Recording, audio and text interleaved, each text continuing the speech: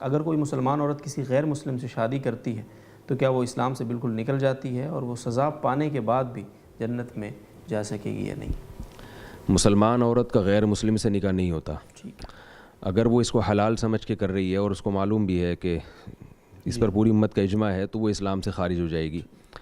اور اگر اس کو حلال تو نہیں سمجھتی، حرام سمجھتی ہے، مگر پھر بھی ایک ضد اور ہٹ دھرمی میں کہ میں شریعت کے حکام کو میں نہیں مانتی، یہ شریعت کیا ہوتی ہے، اس طرح بہت سے لوگ کہتے ہیں.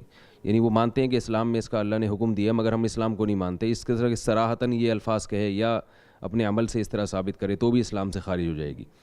لیکن اگر یہ دونوں صورتیں نہیں ہیں، وہ مانتی ہے کہ اسلام کا یہ مذہب ہے کہ غیر مسلم سے نکاح عورت کے لیے جائز نہیں، اور یہ بھی مانتی ہے کہ میں غلط کر رہی ہوں لیکن ایک گناہ کر رہی ہے، گناہ کو گناہ سمجھ کے کر رہی ہے، تو کافر تو نہیں ہوگی مگر یہ زنا ہے.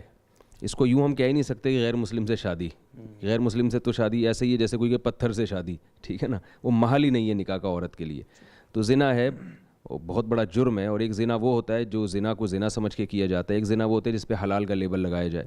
تو حلال کا لیبل لگا کے غلط کو صحیح کر دینا یہ تو بہت بڑی جنایت ہے.